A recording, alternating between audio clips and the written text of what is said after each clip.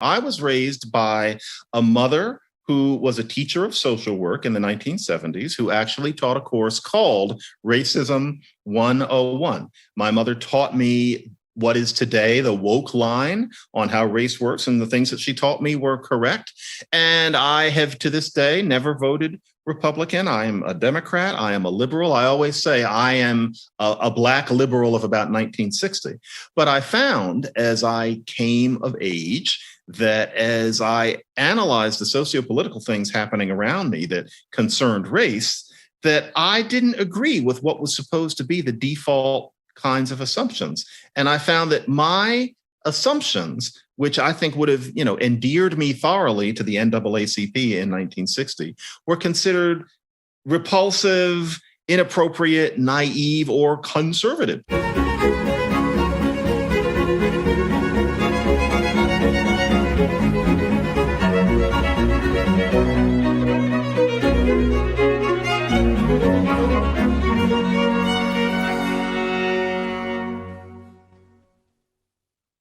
Hello, everyone.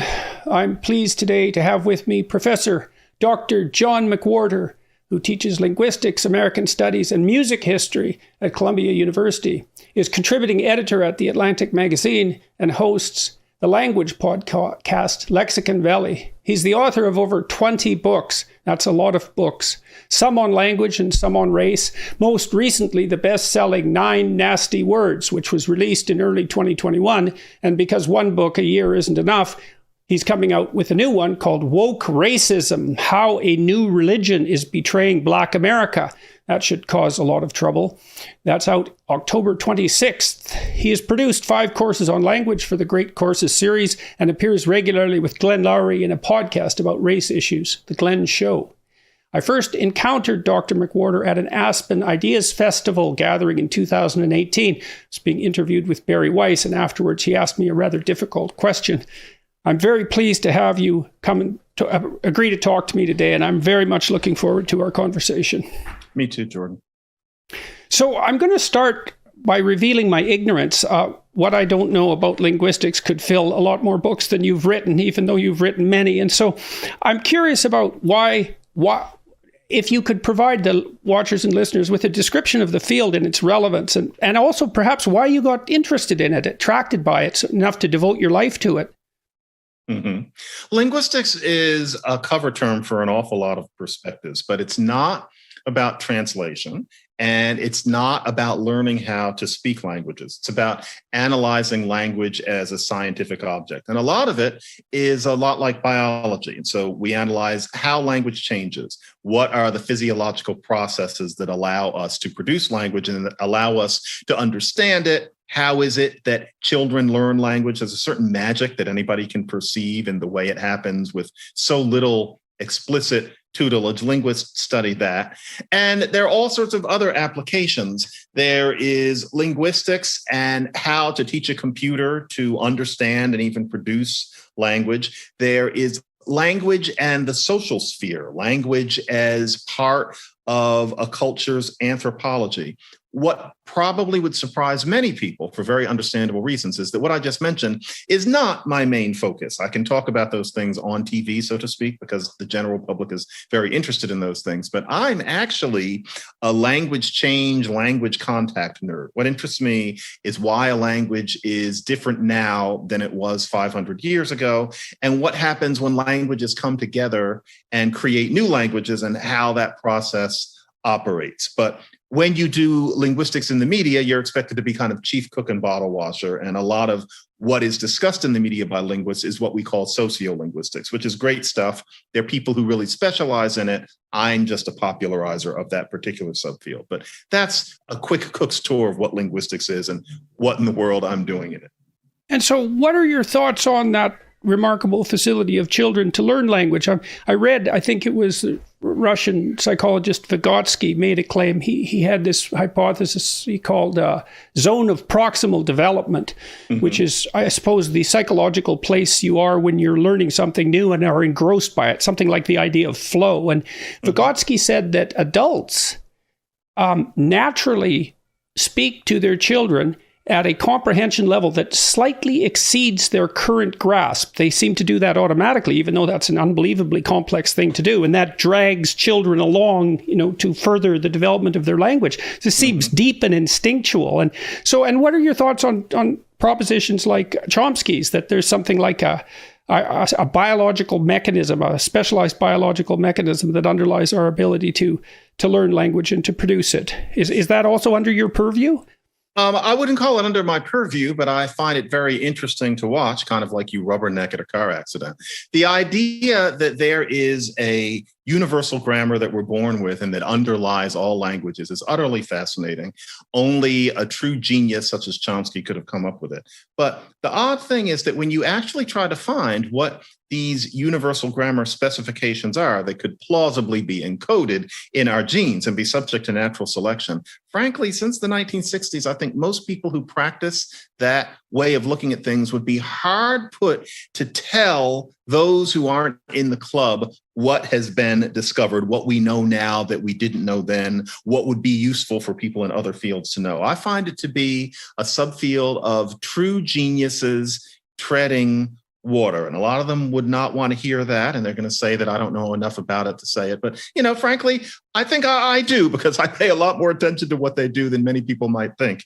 And I'm always wishing that more would come out of it than does. And so I don't think it's that there is a grammar tree of some sort, even if encoded in some abstract way, that people are born with. The evidence of that wonderful notion simply hasn't been borne out. But it's obvious that there is some sort of genetic specification for the acquisition of and the use of language, because if there weren't one, we wouldn't be the only species who do it. There's clearly something, but I hate to say whatever it is much less interesting than there being this very intricate and suspiciously computer science-like universal grammar in our brains. Now, Vygotsky is always very interesting. And what he's getting at is that humans learn to talk when people around them are chattering away in such a way that, for example, an adult learner of the language finds absolutely confounding. You just listen to this stream of things going by, even if you've been carefully instructed in the language. It's that grand nexus of frustration. And so certainly acquisition is not teaching children word by word by word,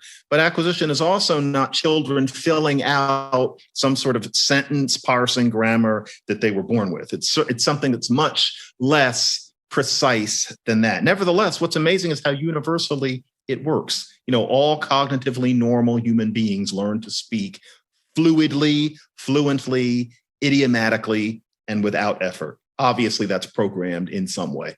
Well, you see, one of the things that's quite remarkable, if you look at people who are quite intellectually impaired, so people who suffer from Down syndrome, for example, they also pick up language extraordinarily well, and that's very remarkable. So, isn't that neat? Yeah. It's really something. There are autistic kids have trouble with language, and autism, especially in its more profound forms, is an extremely serious neurological condition. But it really is remarkable that something as cognitively demanding as language and specialized to human beings as it is so deeply embedded in us that even intellectual impairment in many cases doesn't interfere with its acquisition. Yeah, it's amazing. It's clearly localized in certain ways. And the Chomskyians have talked about a language organ. And I don't think they necessarily mean that it's in any one place, but it's clear that there are certain parts of the brain where language is generated, that where language ends up, even if those parts of the brain didn't evolve for that purpose. And they can be doing their job, even if the person is quite impaired cognitively, which shows that language is a thing in some way. The question is exactly what that thing is. I think linguists are getting closer to that now than they ever have, because we're learning more. I wonder, I have another scientific question, I guess, is one of the psychologists that I had the good fortune to know at Harvard, whose name I unfortunately forget, was a social psychologist very interested in the idea of basic level categorization, which was a concept I hadn't come across. And one of the things he told me and had worked on was the notion that objects in the world, nameable objects in the world, pop out at us at a certain level of resolution. So, for example, a child will learn the very short word cat, which is a pointer to an individual animal rather than the more generic species level, what would you say, perception. And I wonder if the grammar of language, in some sense, is that Chomsky was searching for, is some sense secondary consequence of something more like a perceptual grammar. Because, one of the things AI researchers have been confounded by since the early 60s is the fact that the world is very, very difficult to perceive, much more difficult to perceive than we thought. And yet it arrays itself in front of us in all of these nameable and graspable objects. And so maybe the grammar is embedded, the linguistic grammar is embedded in the act of perception in some sense, and then there's a linguistic scaffold on top of that. I don't know if that's an absurd idea, but of course, there is labeling, for one thing. Just the fact that after a while, a child learns that cat is not just the cat in the house, but has this concept of cat to which you apply the label cat. That's something that human language does to an extent that's unprecedented anywhere in the animal kingdom. There's a quantum leap. But then what you're saying seems to be true. If my money were on it, I would say that one universal perceptual specification that there might actually be genetically set in our brains is a difference between roughly nouns, verbs, and qualities, what we call adjectives. Mm-hmm. And so there's some things that are more likely to be labeled by a language as nouns, like a cat. There's not going to be a language that has a verb that is to be like a cat or, to purr, et cetera. It's going to be a cat. And there's certain things that are more likely to be encoded as actions. And there's certain things that are more likely to be encoded as qualities, such as colors. Those three things are the bedrocks. Now, once you get to prepositions and adverbs and prefixes versus suffixes, all of that is up for grabs. Those things tend to be epiphenomenal upon the very basics. But yes, a universal grammar probably does entail. I think all linguists think there's a difference between nouns and verbs. Some very few languages seem to contravene that. They're the exceptions to prove the rule. And then there's also qualities. And then beyond that, there are many different schools of thought. And you think that's fundamentally a separation between something like things and actions? Yeah, that seems to be one of the very basic things, right down to certain brain structures that seem to be sensitive to it. There's a difference between an action and a thing, and the brain seems to be ready for that. That might have something to do with what we might call a UG, a universal grammar. So now I read, and it was on Wikipedia, so that's another indication of my ignorance, that you're also known. Yeah, well, fair enough. If you need to get informed about something quickly, that's a great source. Yes, exactly, definitely. Yes. And isn't that fantastic for all of us? That you're also known as a critic of the Sapir-Whorf hypothesis, which is really not their hypothesis at all, but it has come to be known by their names nonetheless. And that hypothesis, correct me if I'm wrong, is, in its strong form at least, the notion that language structures thought to such a degree that speakers of different languages have qualitatively different thoughts in some sense. And that isn't something that sits particularly well for you. And I think there are also some political and practical implications of that belief, and also the criticism of it. Is any of that off base? Or no, that's quite on base. The idea that the language that you speak gives you a certain pair of glasses that you see the world through is very, very attractive. I remember learning it when I was an undergraduate about the Hopi Native Americans, and it's something that you want to be true. But the evidence just doesn't support it if you look at it in terms of lots of languages and what the implications of this would be. And so certainly language does influence thought in certain ways. It's been shown, for example, in Russian. It's hard for us to even imagine this unless we're Russian. There's no word for blue. They have a word for dark blue. They have a word for light blue. There is no word for just blue. And it turns out that if you subject them to a highly artificial experiment, you can show that Russians do have a glimmer more sensitivity to the difference between dark and light blue than either you or I do. And the only reason for that would have to be the language. It's not something about Russian culture and the color blue. There are many things like that that are fascinating in themselves, but the way it's shared with the public makes it seem as if you learn Italian, you're seeing the world in an Italian way because of the way the grammar works, because of the way the vocabulary chops up the world. And the problem with that is that there are many languages that are very, very busy, that mark every little jot and tittle of existence, and they tend to be spoken by small indigenous groups. It's very easy to see those small indigenous groups and to say, look at how sophisticated their language is. They're picking up on every little sparkle of experience in a way that, say, English, which is a relatively telegraphic language compared to those, doesn't. But the problem is then you have to look at languages like Mandarin Chinese, which is much more telegraphic than English in many ways. If you apply the grand old media war Worfian perspective to a language like Mandarin Chinese, the Chinese end up looking kind of dim because the language marks so little.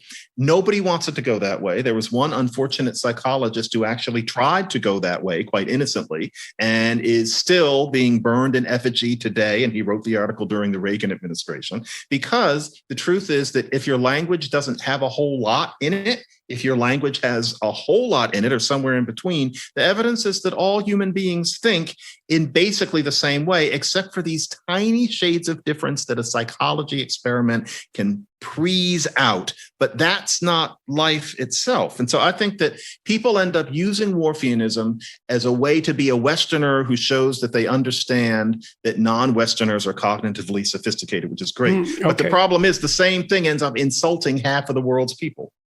Okay, so you touched on the political ramifications of the hypothesis. Well, it seems in some sense a biologically naive hypothesis, because I mean, we've only been speaking, evolutionarily speaking, for perhaps a couple of million years, which is a long time, but it's not that long given our 60 million year mammalian heritage, let's say, and everything that came before that, upon which our perceptual capabilities have been predicated. And so the idea that language could affect something as basic, let's say, as color perception seems to me to be, on the face of it, quite absurd. I mean, I'm pretty convinced by the arguments, for example, that our capacity to distinguish between green and red is a consequence of our ancestry as fruit-eating primates, essentially. You need that, yeah. Yes, exactly. And you can't mess around with something that deep by painting a surface of linguistic ability over the top of it. At least that's how it seems to me. Yeah, I think that's correct. And we all face, in many ways, regardless of where we are, the same sorts of problems. We have to get along with others. We have to eat. We have to quell our territory, let's say. And so there's a lot more that unites us perceptually and cognitively than there is that divides us. There is. And if you really look at different languages, you see that you have to celebrate what unites us rather than what divides us, on the pain of being really anti-scientific. There are languages of New Guinea, for example, where there doesn't happen to be a difference between eating, drinking, and smoking in terms of the language. They have a word that we would translate roughly as ingest, and they use it for all of those things. Based on the Worfian analysis, they're not as sensitive to the difference between eating and drinking and smoking something as we are. And so you end up implying that they're kind of coarse, or that they're kind of crude. And if you look at the group themselves, they are as interested in food and varieties of foods and ways of cooking as we are. You find that sort of thing over and over. So I wrote The Language Hoax because it really started to stick in my craw that a lot of people end up believing this media kind of Worfianism as opposed to academic psychological Worfianism, which is, irrefutably true. And I was bemused. I'm glad that book got around more than I expected. And it seems to now be just contributing a con side to an argument there used to be only pro ones of for the general public. So we'll see how it all pans out. So now when you came to study linguistics, you were also extremely interested in something else you teach, American studies. You also teach music. What element of music? I teach, Columbia has its core curriculum where every student has to take certain courses in the kind of great books tradition. There's a music course for that. Everybody goes through one semester of the masterpieces of Western music. So what it really is good old school, quote unquote, great music, clapping for credit. It teaches you how to appreciate complex music. And the course, as you might imagine, is undergoing some changes in recent years, but it basically takes you from Gregorian chants through roughly Philip Glass, and many of us would add jazz at the end. So I had been doing that, yeah. Are you interested in the musical element of language? Because it carries a lot of the emotional weight, right? So there's the linguistic end, if semantic end, let's say, and you know perfectly well that you can structure the same sentence with two different intonations and mean exactly the opposite. You do that when you're being ironic. And so was your love of music, does that, what would you say, color your linguistic theorizing in any sense, or is that a separate endeavor? No, the music loving me is a different person. And to the extent that there is music, as you're putting it, in language, that has not happened to be my area. The best person on that is Ray Jackendoff, who is somebody who actually has very good proposals against the Chomskyan idea too. But yes, I should talk to him. I know about him. I should talk to him. I like very his work a lot. Thinker, you see this sculpture behind me, this thing here? Yes. Yeah. I made that 30 years ago. It's called The Meaning of Music, and it was the consequence of about a year's meditation on what it was that music was doing to us and why we were so attracted. It's such a remarkable phenomenon. I have it's a weird thing, yeah. It's a very weird thing, and I'll just run my initial hypothesis by you. And so music is often regarded as a non-representational art form. I had a great journalist up to my house this week, Rex Murphy, and he said to me, this was a quote, and I don't remember where he derived it from, that all art aspires to the condition of music, I've heard which is a lovely phrase. And so when I started to think about music, I was thinking about it because it was an engaging experience that was immune from rational criticism. And that so it had this intrinsic meaning that could not be subverted by criticism. And so it struck me as something extraordinarily powerful. And I started to understand at that time that the world, in a really deep sense, is made out of nested patterns. And those patterns we perceive as objects and actions, but what they are patterns in space and time. And that music is actually the most representative form of art because it represents the harmonious interplay of patterns. And then we pattern ourselves to the music and find that, what would you say, existentially engaging in a very profound sense. So anyways, that's my music theory. Oh, without a doubt. And the easy version of that is a good beat, because a good beat implies in a primal sense a certain predictability and therefore a certain truth. I think you can see in a lot of people a sense that a good beat and the way you move your body to it equals a kind of truth because of the consistency. And look how it unites us.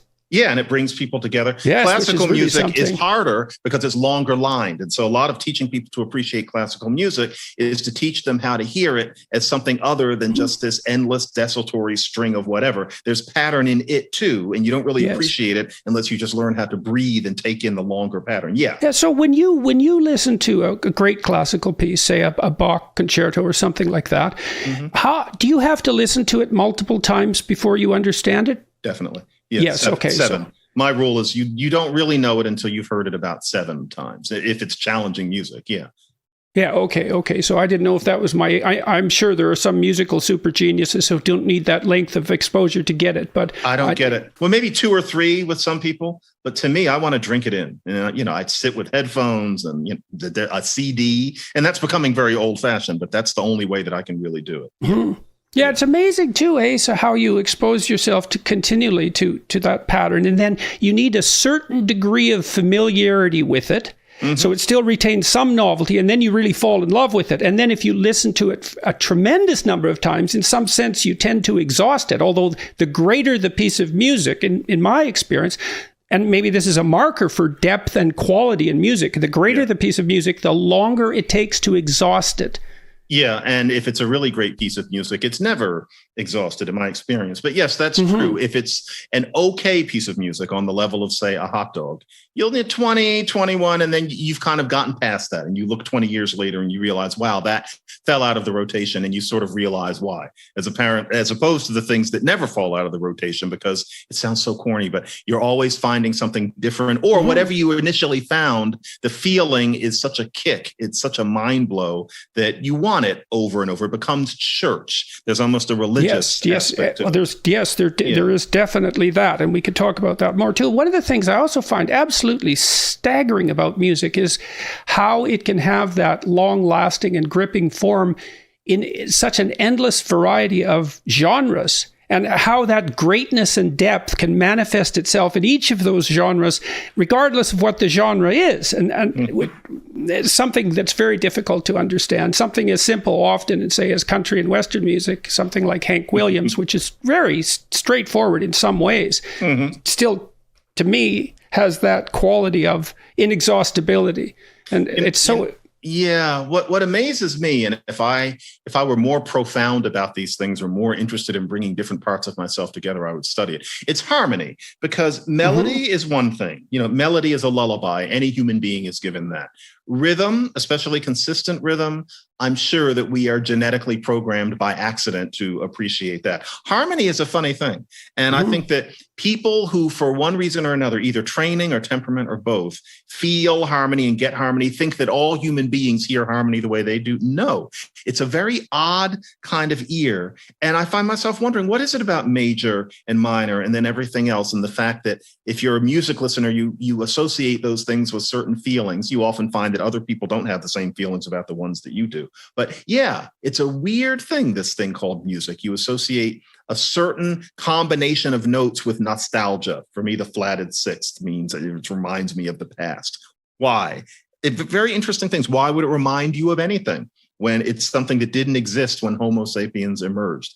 Fascinating stuff. I had a master's student when I taught at Harvard who did her thesis on the meaning of music from a biological perspective. And one of the things she came across, and I don't remember whose thoughts these were, was that deep bass notes remind us of large animals and high notes remind us of small animals. This is obviously a partial explanation, right? Obviously, and that more major tones are more maternal and comforting, and minor tones are more discordant and reminiscent of emotional upset. Something. So that feels right, exactly. It's so there, and it that ties in part into the emotional aspect of language itself, and all those things that we pick up, but then the question is, we quote unquote Europeans, I know it's weird for me to say that, but I think people understand. We hear major and minor and low and high that way. I wonder if an indigenous person who had never heard music like that before, let's go to Irian Jaya, it's not called that anymore, but the western half of New Guinea, somebody from there, I wonder if they would hear it that way. And I can make a guess. The low notes being associated with the elephant and the high notes being associated with the hummingbird, that's probably universal because that's true about language. O, ah is big. E is small. That's true. However, the other parts, I wonder if all of that is just arbitrary European stuff that we pick up, from starting from listening to Mother Goose songs and then it going on. I'm sure this has been studied, and I have not nosed into what those people were looking at. Yes, probably someone knows this, and we're just ignorant about it. But that's all fascinating. American studies. Now, you also were educated in American studies, and you teach American studies. So a very wide range of teaching interests. And so, tell me about American studies and what you're teaching and how you got captivated by it. Well, honestly, American studies to me was a backdoor thing that I became passingly interested in the 80s after I got my BA, because I thought of it as a way of studying in a systematic way American popular culture of the late 19th through late 20th centuries, which obsesses me to this day. I'm a huge fan of the movies, the radio shows, the comic strips, the cartoons, the music. I could get along living in 1936, hopefully, white, but living in 1936 and knowing everything that was going on better than I think many people could, just because I enjoy it. It's not that I think 1936 was better, but I just like that stuff. And if you do American studies, you get to read books by historians and philosophers and film scholars about those things. I got a master's degree in it at NYU at a time when the program in American studies, for most of the people in it, was kind of a night school. And the truth is, I sense where you might very understandably going, which is that I have the master's in American studies,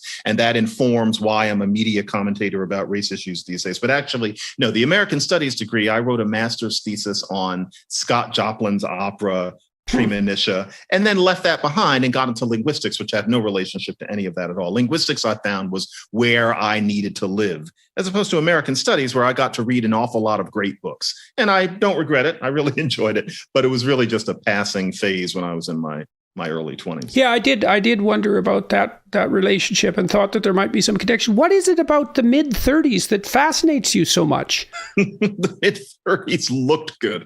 And it was a terrible, classist, racist, sexist time. Everybody's smoking cigarettes. It's not that I think that it was somehow better. But if you think about it, the 1930s, the fashions, the people looked good, their hair looked good, the cars looked good, the music hit a really sweet spot in terms of how a swing band sounded, or even before that, an early jazz band sounded. And then there was an awful lot of great leftist jazz literature. The 30s jazz, it's just 30s jazz is great, man. A great era. The 40s, I kind of lose it, but the 30s was just great feeling. I'd just love to walk around in it for 7 days and then come back.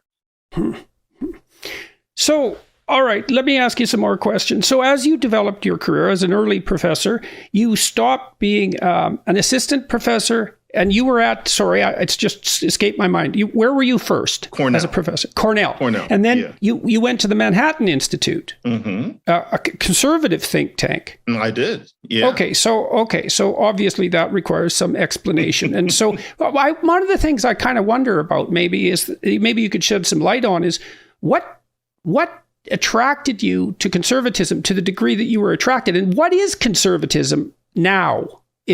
I've been trying to puzzle this out psychologically. I'm not thinking about it so much politically because, I think there's room for liberal thought and for conservative thought, and that the dialogue between those two is absolutely necessary. But what was it about conservatism that attracted you? Because it's not an obvious choice. No, it was really a matter of an eccentricity about the way race has been discussed in this country in the mainstream for a very long time. I was raised by a mother who was a teacher of social work in the 1970s, who actually taught a course called Racism 101. My mother taught me what is today the woke line on how race works, and the things that she taught me were correct. And I have, to this day, never voted Republican. I am a Democrat. I am a liberal. I always say I am a Black liberal of about 1960. But I found as I came of age that as I analyzed the sociopolitical things happening around me that concerned race, that I didn't agree with what was supposed to be the default kinds of assumptions. And I found that my assumptions, which I think would have, endeared me thoroughly to the NAACP in 1960, were considered repulsive, inappropriate, naive, or conservative. And so the Manhattan Institute, I didn't choose it. A lot of people think that I'm much more self-directed than I am. A think tank taps you. I barely knew what a think tank was, but they were doing work on race in New York City and beyond that I agreed with. And what they were saying was not Black people are all thugs and criminals and they need to shape up. They were working with, for example, Cory Booker, who was the mayor of Newark then, on prisoner reentry programs. They were really trying to do good work for Black people. And I didn't see any other think tank that was doing anything like that. And they summoned me. The Manhattan Institute is a conservative think tank, but they've always been hospitable to an extent to Democrats. I was not the only one there. But understandably, while I was there, and I was there for a good long time, a lot of people thought that meant that I was a conservative Republican, whereas it's not that. My views, if anybody were to bother to read the work that I've been doing for what I hate to say is 20 years now, they'd see I don't disagree with any of the things that you would consider to be the liberal orthodoxy, except when it comes to a certain plangent view of race relations where the idea is that the proper Black thing to do is to cry weakness rather than look for solutions. I don't get that. And I know that my civil rights forebears wouldn't have gotten that either, but that's considered a conservative take only because what's considered the mainstream take on race has moved so far to the radical left. Okay, so let's unpack that a bit. So what I'd like, I kind of look at all of the things that you are discussing in some sense as an outsider, because these are fundamentally American issues, although not entirely. And I'm a Canadian and we have our problems, but we don't have exactly the same problems that you have in the United States. And so I'm looking at this from the outside to some degree and trying to understand it. What is this set of assumptions in more detail that perturb you, and why let's start with that. What is this set of assumptions about about race relations in the U.S. that perturb you?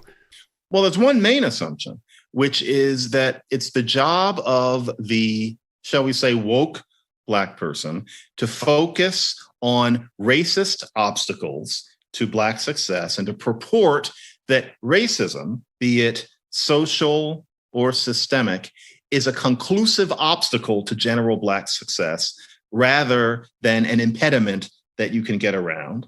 And then there's an extension from that racism of both of those kinds is so oppressive that it's the defining experience of being a Black person. And so it means that if you are a Black person and you're writing, be it fiction or nonfiction or opinion, your focus is supposed to be always and forever racist oppression. Because if you're not doing that, you're not authentic and you're dissociating yourself from Blackness in some way. And I find that as a Montessori kid who has a lot of interests, I've always found that extremely confining. As soon as I hit adolescence, I realized, wow, I'm expected to be this racism-focused person maintaining a wariness of white socially that has not been necessary since about 5 years before I was born. And I think that it is a cloak that people put on because human beings seek comfortable cloaks to put on. It becomes a sense of being part of a tribe, but it has a way of departing from what reality actually necessitates. And I have just not been able to gracefully allow that sort of thing to define my life or to pretend to believe in those things. And so when I was around, how old am I when I start to pop? In my early 30s, I was at Berkeley. First was Cornell, then was Berkeley, then was the Manhattan Institute.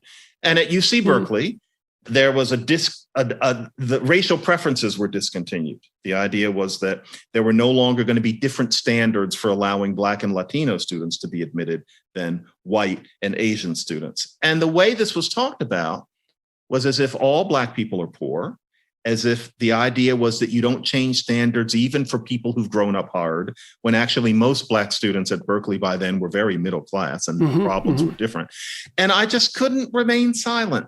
I remember the hardest thing for me was that there would be a white professor who would come and lean in my doorway and start, saying all of the usual pious sorts of things about race that I don't think truly cohere, such as implying that racism defines my entire existence. And I was expected to just sit there and nod. They really thought that any Black person thought that way.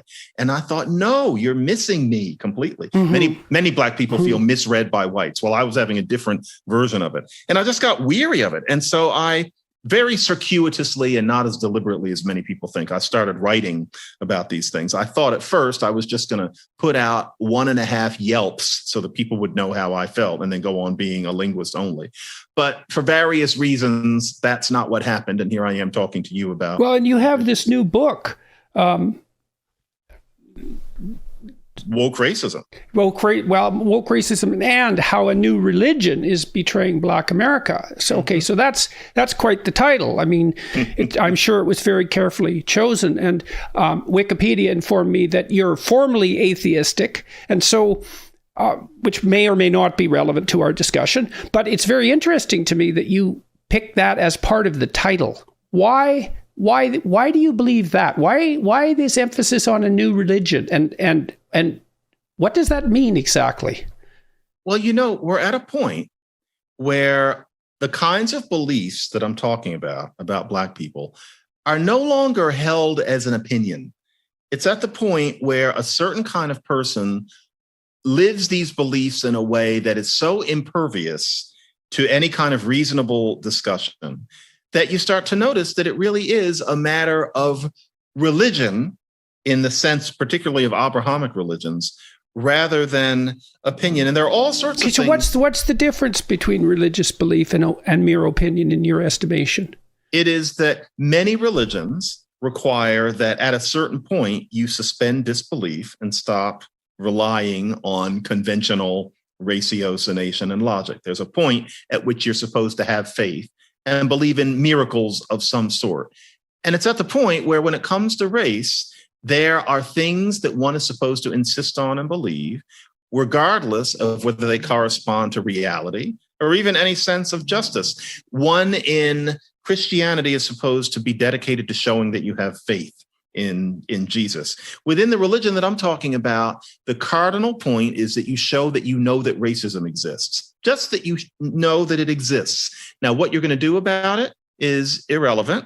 Whether or not what you're showing actually is racism is irrelevant. The fact is that you knew you were supposed to be looking for it. And only that imperative, as ding-dong as it sounds, explains a lot of the things that we've seen, especially lately. There was a real jump in the rails after summer 2020, but even before that. And it means that a lot of people look at what goes on with the race scene in the United States. And I know to an extent, there is that in Canada too.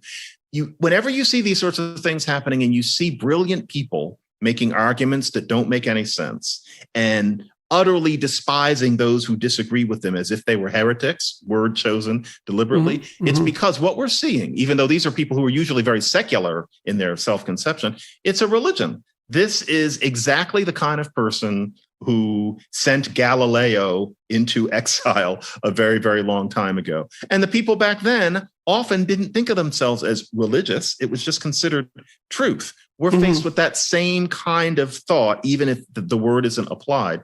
And it makes, the reason I'm putting it that way is not just to annoy people by calling them religious, although I think it will annoy them. And it'll also annoy actual religious experts who will say that I'm stepping outside of my lane, which I most definitely am. But all of this stuff only makes sense if you realize that these people are religious and that they have to be treated as parishioners and not as people who are up for an argument.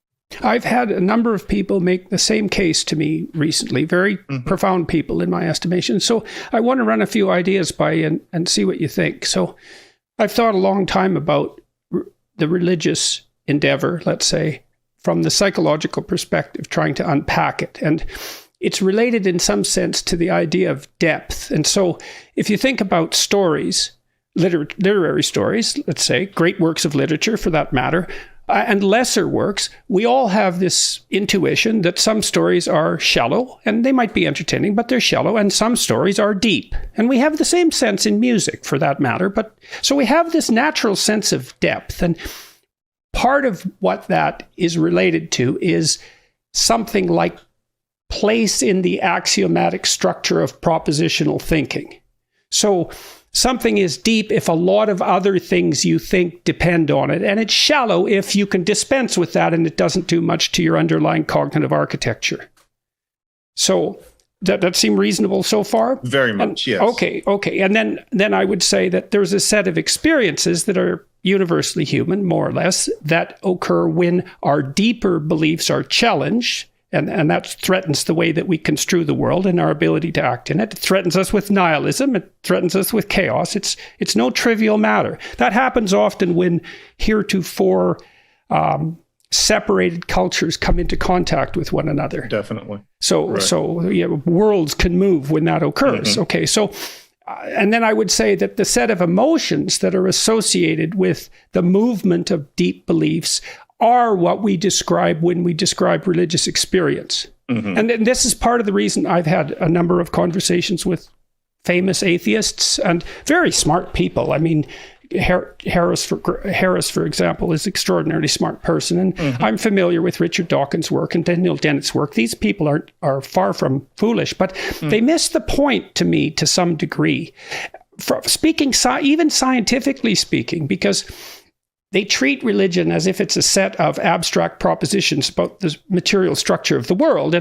And that's usually how the argument with religious people is framed. And they're often foolish enough to accept that initial framing. But there's a lot of phenomena that fall into the religious domain that have nothing to do with propositional truth. I mean, we already had a conversation about music, and music has often been used across many cultures for sacred purposes. And part of the reason for that is the emotional state that it's capable of invoking, which is something like awe at the deepest level. And also its ability to unite people in harmony, let's say, and in dance and all of that. And so there's no escaping the reality of the religious instinct. And here's the point I'm trying to make with all that to some degree. So imagine this, think about this for a second. So there's this statement in the New Testament that we should render unto God what is God's and unto Caesar what is Caesar's. And you'd be hard pressed to find a single statement ever uttered by anyone that had a more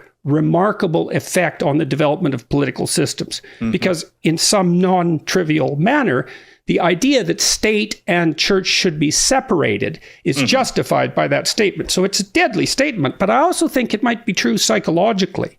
And that if we don't have an explicit territory marked out psychologically and socially for the sacred, and so that would be for the deepest things, then what happens is that things that should not be so deep start to take on exactly that aspect. And I'll finish this with one observation. I've been talking with someone I really admire. His name is Jonathan Pageau, and he's one of the deepest thinkers I've ever encountered in the religious domain. And he's well-versed in postmodernist. Can you spell his last name? Pageau. Got it. Okay. Yeah, French-Canadian Catholic, turned atheist, turned Russian Orthodox icon carver. That's part of his background. Anyways, he made a very interesting comment in a talk I was watching on the weekend about false gods, let's say. And he talked about the danger of the idea of inclusivity when it's elevated to the highest place or put in the deepest place, let's say. And so if the purpose of all organizations becomes radical inclusivity, so that's the uniting factor, then the specific purpose of all those organizations is instantly threatened. Mm-hmm. And so part of the problem here is that what should be lower in the hierarchy of values is put in the higher place inappropriately, and that produces all sorts of social catastrophe. The hard part here is that it makes you feel like Rousseau was correct, that we'd be better off as small groups of people, say about 200 people living on the side of a river, and there is some sort of religion, probably animist, but it isn't part of the warp and woof of existence because people have a sense of purpose. People have a sense of warmth. People have a sense of what you might call the sacred, in that it's your group and you know everybody and you're a brother and you're an uncle and you're a husband and that's what you are. There's nothing existential that's going to happen to anybody.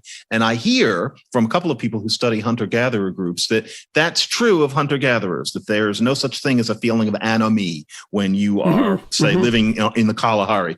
But then once you go further, you start to have this need for something larger, which I fully understand. And there are many people who have said that this new woke religion, and I think it really is one, is something that comes as a replacement for what would have been ordinary, even if gestural Christianity among the same people in 1955. And I myself, I have religion. For me, what people get out of religion, I get out of, and this is going to be, it's going to be taken wrong, and so I have to put it carefully. I get it from musical theater, and I don't mean that I'm really into Liza Minnelli. You know, it's not grand old ladies in dresses and things like that. It's actually the primal thing of life being set to music, including its regularities and its harmonies, and it probably culminating in people all doing things together, partly in rhythm and singing in big harmony. To me, although I know that isn't real, it seems to give life a kind of a transcendental meaning.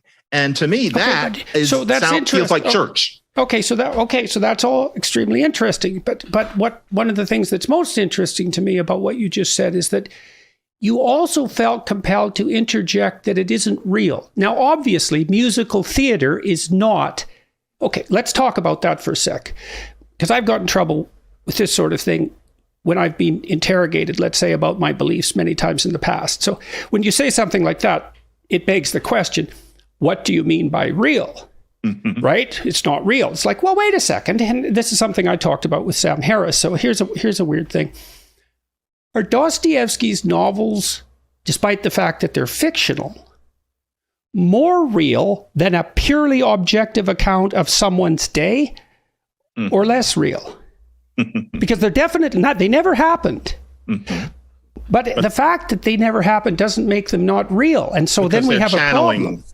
You mean because they're channeling something underlying about the human spirit and experience? Or do you mean something else? Let's look at it this way. So let's say I took 4 remarkable people and I distilled down their biography.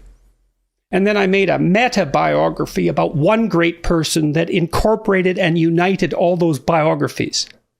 Would I be closer to the reality of greatness?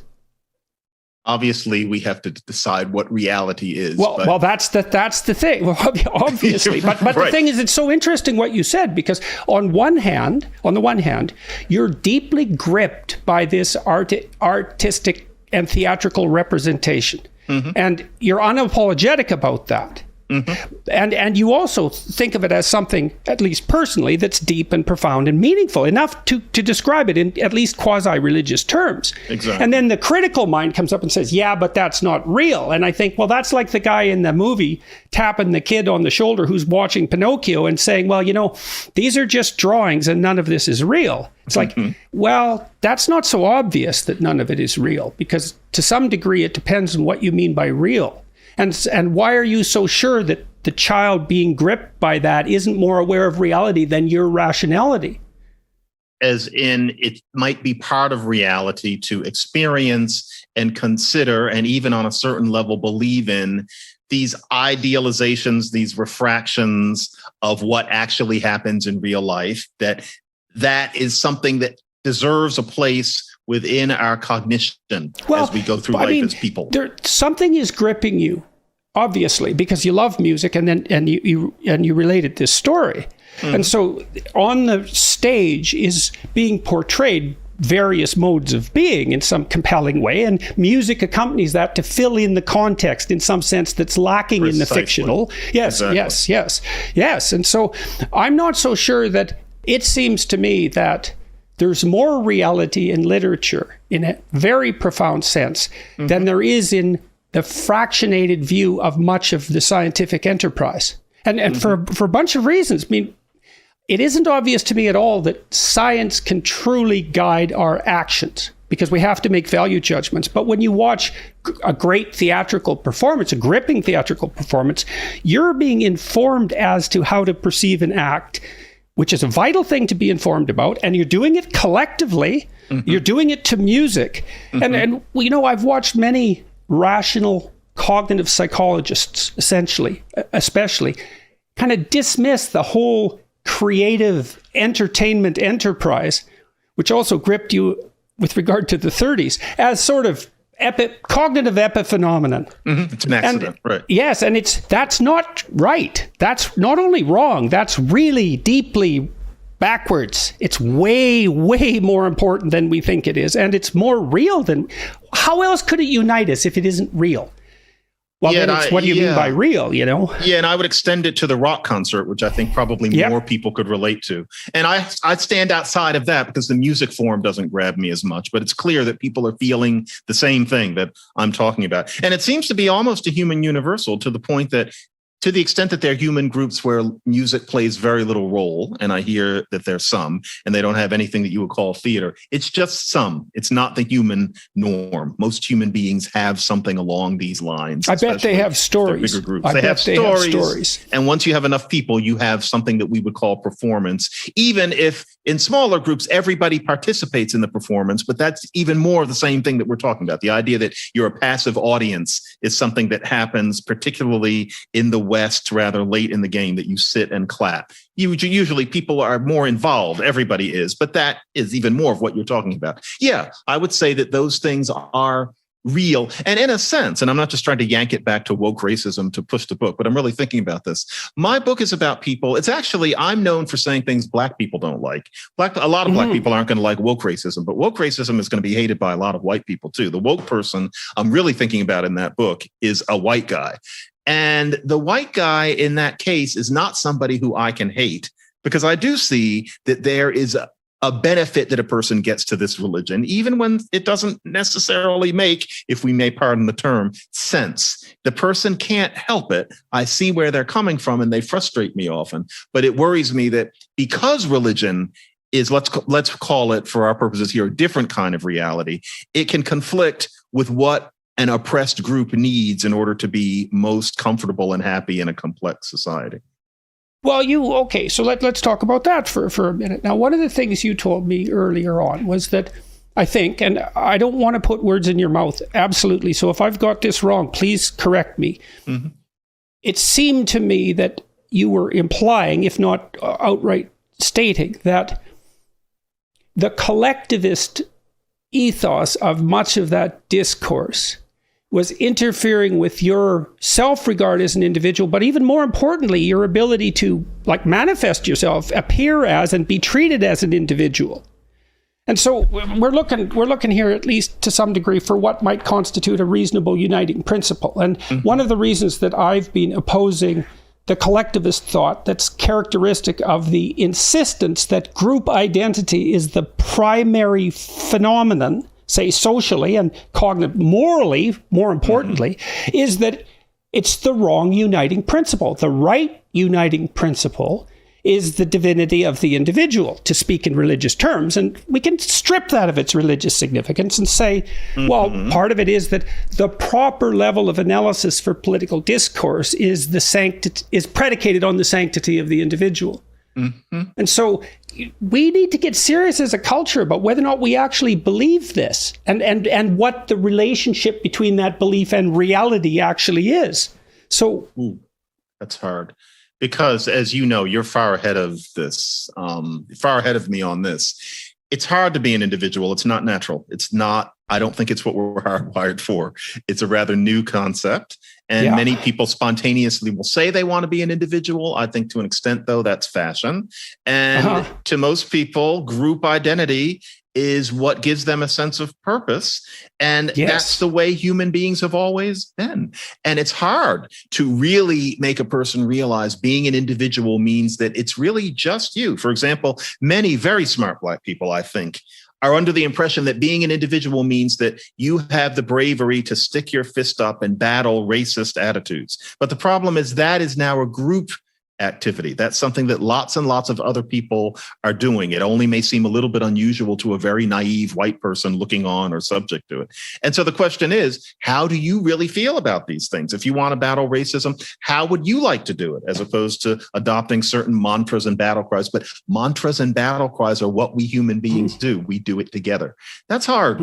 That's a tough thing, because individualism might not be the way that humanity needs to go. I personally would prefer it. That's my sense. And that's your sense, I think. But I think a very coherent case could be made that that particular conception of marching to the beat of your own drummer is an eccentricity that certain solitary-minded people came to cherish amidst industrialization over a certain 200 or 300 years. I don't know if I could refute that.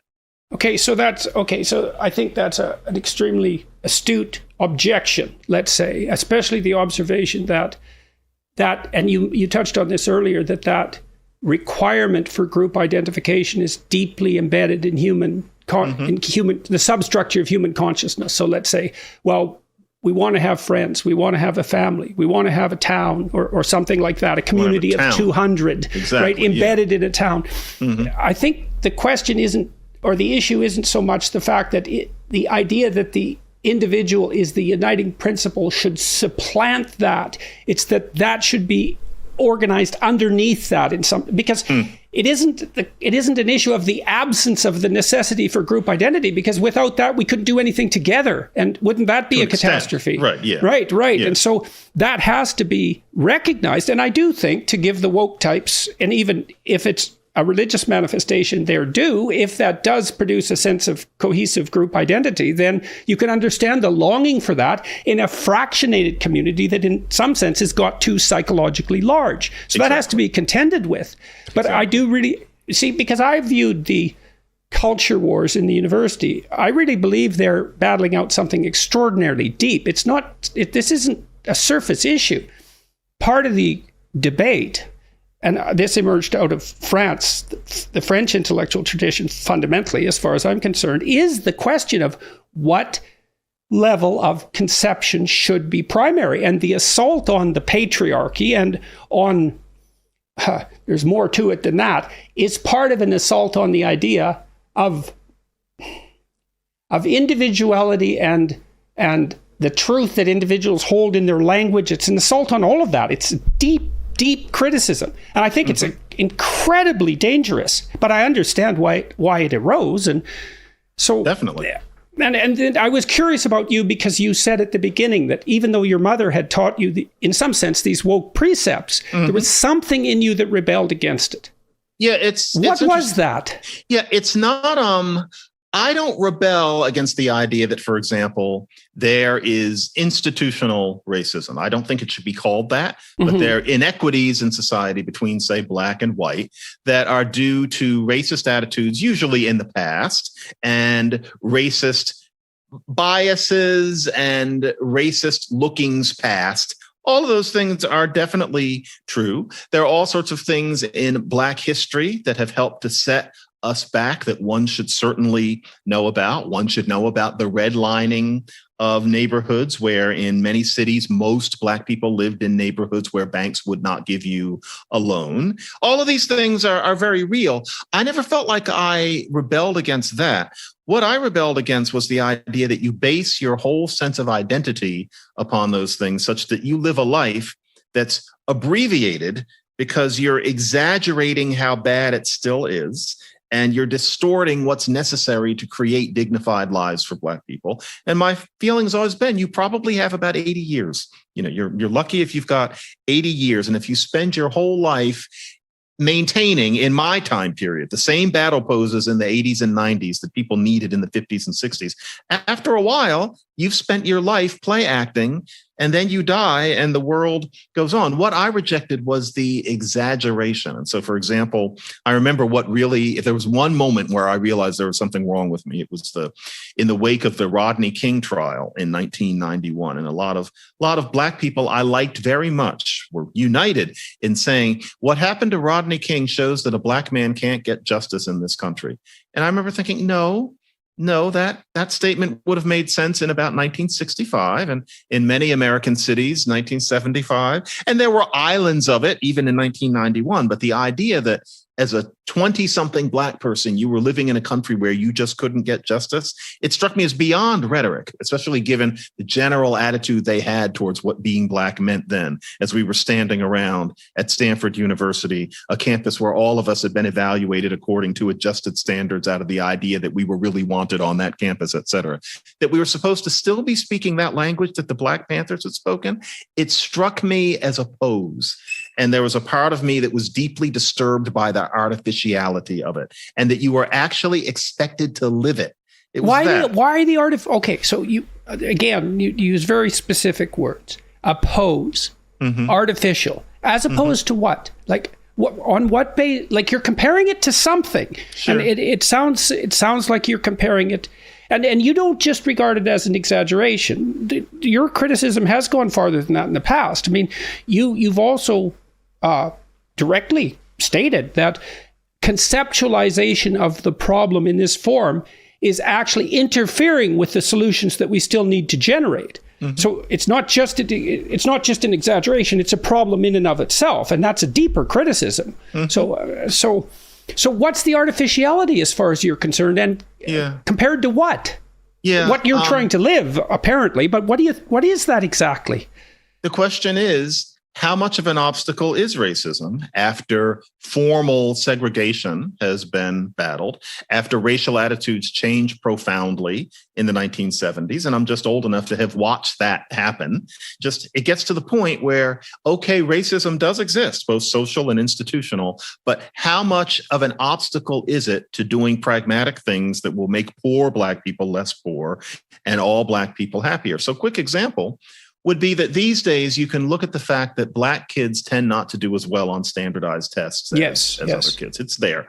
Now, you can look at that and you can say, well, if Black kids don't do as well on the test, that's because of racism. And so we need to eliminate the test because the test is racist. Now, in what way is the test racist? 40 years ago, maybe those tests asked you what wine goes with chicken. That hasn't been true for generations now. So it's not about asking people things that they have no reason to know.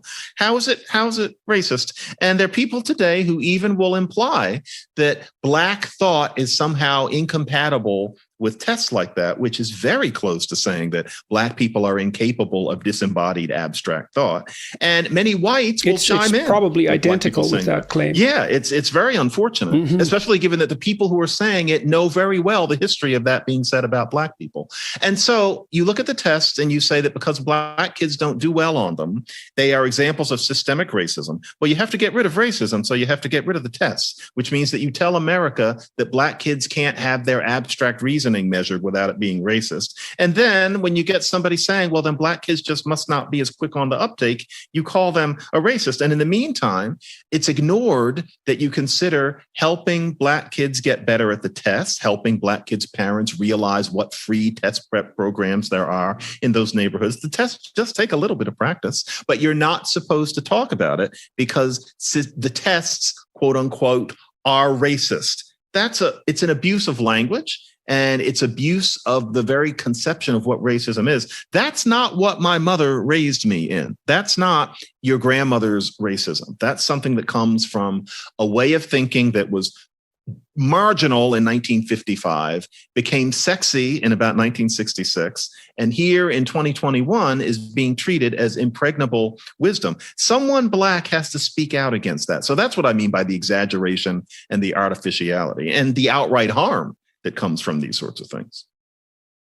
Well, and with regard to it being a pose, so is it a pose of? So I could say, well, is it a pose of unearned virtue? I mean, virtue is not easy to earn, true virtue. You have to establish, let's say, we'll see where we go with this. Maybe you have to establish a relationship with beauty, and beauty is real. You have to establish a relationship with truth, and truth is real. And so to earn virtue is difficult because beauty and truth are imposing and formidable. If you have any sense at all, you see that. And so that's a daunting task to establish genuine virtue, and a terrifying task. And is the pose the willingness to adopt? See, because when I talk to the ideologue types, and maybe that happened most famously with an interview I had with, I think it was I was Helen. Just thinking about it. You mean Michael Eric Dyson, right? Yeah. Oh, I wasn't thinking about Dyson. I was thinking about a GQ interviewer, and that interview's been watched like 40 million times now. It's this ideological pose is the aping of virtue, as far as I can tell. And I mean that in sort of a technical sense, is that you master this language and it contains the expressions of true virtue. But, you know, the kind of problems that you were talking about, and I see this on the environmentalist side of things too. Well, how do you get Black kids to do better in elementary school, let's say? Well, that's a more manageable problem. It's a problem that would take a little bit more humility to conceptualize. And it's also a really, really hard problem. And so to be virtuous in your attempts to solve that would probably require the dedication of your entire life, really, to take a good crack at that problem, right? Because that's a tough problem, man. And so maybe you don't want to do that and then you're enticed by your educators into this alternative possibility where all you really have to do is master a set of propositions and you're on the winning side. And that also gives you some convenient enemies, and maybe it fulfills to some degree the religious instinct. And it appalls me to see the universities complicit in this, and that they've come to see that. And I think part of that falseness and artificiality that you described, I think the fact that exists is part of the overbearing insistence that the veil not be lifted and that no one question this, because what is underneath it is so damn ugly. Yeah. Jordan, you have nailed something. I would be loath to go so near that word virtue, because the last thing I want to do is imply that somebody isn't virtuous. Nevertheless, you're getting it in that it's an unearned virtue which people are settling for, not because they're so callow as to wish to be virtuous without earning their stripes, but because religion is attractive. And so if you are surrounded by people who are brandishing this message that everything that you don't like is racist and you can get beyond it that way, it's not that you're lazy. It's not that you're trying to get stripes that you didn't earn, but it's comfortable, because part of being in that religion is that there's an us versus them conception, which is very comforting. You're part of a mission of uplift, which is very comforting. And in a university, that religion is there. It's as if they're, people from a church who are behind tables out in the plaza who are waiting to recruit people. That's there as soon as you hit campus. And so that's why so many people, and now it's not just Black kids, it's also white kids, fall for this way of looking at things, where what it is you become virtuous without having done the sorts of things that ideally one might have. you're virtue signaling, and it is unearned virtue, but it's because you wish to have a cloak. You're seeking a comfort zone. I can't hate anybody for that, but it does mean an awful lot of mendacity. That's the problem. So I wasn't trying to imply, too, that all objections to that process are in and of themselves virtuous. And I'm also not trying to imply that I'm somehow especially virtuous. I'm actually quite terrified by the proposition that virtue is something real and something necessary, and that falling short of it is cataclysmic in some sense existentially. And so anyone who doesn't tremble at such a thought hasn't thought about it very deeply. And I want to have as much sympathy as possible, especially for young people who are enticed into this ideological identification, because you could look, I was a committed socialist when I was 16, and on intellectual grounds. I mean, talent is distributed equally amongst the human population, yet there are inequities in society. So how can that be anything but unfair? Well, fair enough. The answer to that is extremely complicated, but the problem announces itself, and you can certainly see how someone with a somewhat compassionate bent and even with an intellectual bent of sorts would be deeply attracted by the extremely well-honed arguments that have been put forward in favor of all those propositions. Or it can be even more primitive than that. I think that tribalism in and of itself is deeply attractive, and that this is something that can happen regardless of intelligence level. I remember in college, I wasn't a socialist, but I definitely hated Republicans until I met some. And, I couldn't have told you during most of the time when I was in college what the difference between a Republican and a Democrat even was. I was busy doing other things, and it was easier not to know. There was no internet. But I knew that those Republicans, who were usually guys, it was usually a few guys with their own corner room down the hall, you didn't like them because they were Republicans and Ronald Reagan was bad because he was white and he dyed his hair or something like that. That was enough. Even for the smarter kids who were smoking cigarettes out in front of the dorm, that would do. I met Republicans as time went on and realized that, wait a minute, I'm not one of them, but I can't see them as insane. But before that had happened, I was very happily against a whole group of people who I knew nothing about. I don't think I was unique in that. No, not at all. Okay, so maybe, if you don't mind, maybe we could close with this, because I'm starting to get tired and I'm not going to make much sense soon. So if assuming I have so far, so I've been considering this proposition that's emerged from the woke end of the political spectrum. Let's say that all white people are racist, and I think, okay, are all white people racist? What's the answer to that? And the answer is yes, and no, and how dare you frame the question like that? That's the three answers. So yes, let's look at yes first. Well, are all people racist? Probably. Yeah. Probably. Like, we have really, really intense in-group affiliative tendencies. And yet we're supposed to suppose that maybe especially North American white people can learn to not be racist, unlike all other people in the world. That's a tough proposition. Well, all of us, it's very difficult for all of us to overcome our in-group biases. And we never even want to do it completely, because we want to love our family specially. And we also only have a limited amount of time and attention. So we have to love some people specially, or do nothing at all for anyone. So this is a huge problem. So by stating it that way, that all white people are racist, you make racism a subcategory of white, and you actually underplay the terrible catastrophe and significance of the problem. And that's very dangerous, because we all have to contend with this in-group preference and our proclivity to demonize anyone we put in the out-group.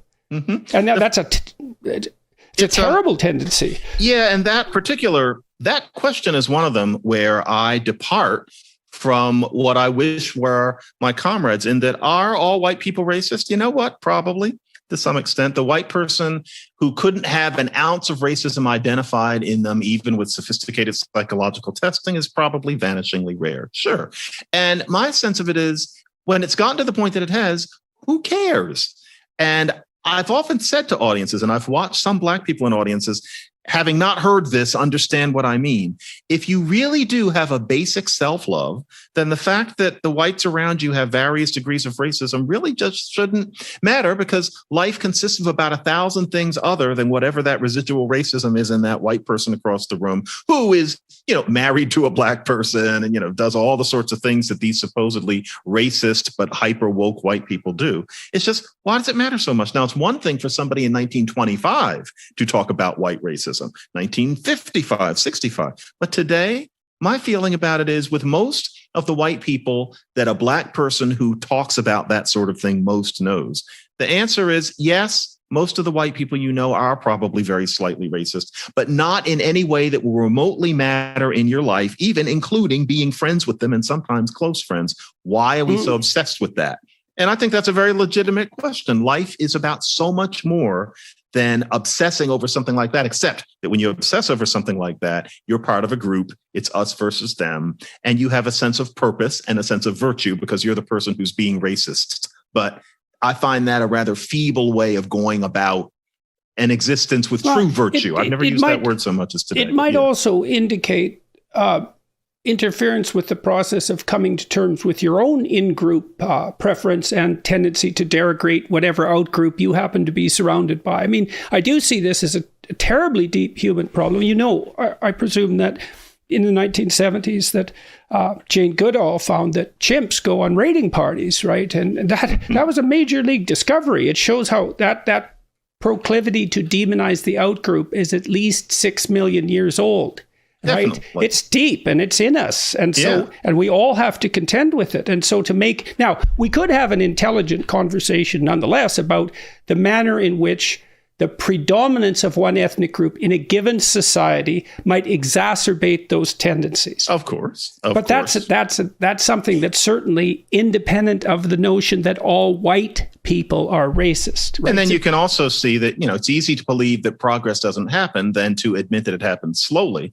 The degree to which most white Americans are racist in 2021, not to mention white Canadians from what I've seen, is much, much smaller than anybody would have expected about 30 years ago. So the question is also just extent. And yet virtue is excellence in my mind. If we're talking about Aristotle, virtue is not moral upstandingness. It's excellence. You can't be excellent. You can't live an excellent life if you're hobbled in distorted views of what racism is and how much it matters. These particular things will not allow you to be the best that you can be, unless you think that the best that you can be is somebody who is hyper articulate about discussing bias against other people. And what a narrow topic. There's so much to do. And so I just chafe against it. I think that's an excellent place to close, if you don't mind. And I really enjoyed our conversation. It flew by as far as I was concerned. And I hope you Thanks for having me. I hope you have the success that you deserve with your new book, Woke Racism, How a New Religion is Betraying Black America. And we'll see. I wish you well in the future and hope perhaps that we meet again and at least we're able to talk again. Certainly. Anything else? I think we hit it all. I think I liked ending on the virtue, and the book will be coming out and we'll see how it does. But I'm glad that we had a chance to talk. I think that you and I are best known if we're talked about in the same sentences based on that exchange at Aspen. And I would venture to say that although that's really gotten around, it meant more to the audience of people who've been watching it than it meant to either one of us. And so I'm happy to have actually had a one-on-one with you. Yes, I'm very glad that was superseded by this. Definitely. Thank you very much for talking with me today. I appreciate it. And thank you for having me, Jordan. And as I said, best of luck with your book and in general. Many thanks.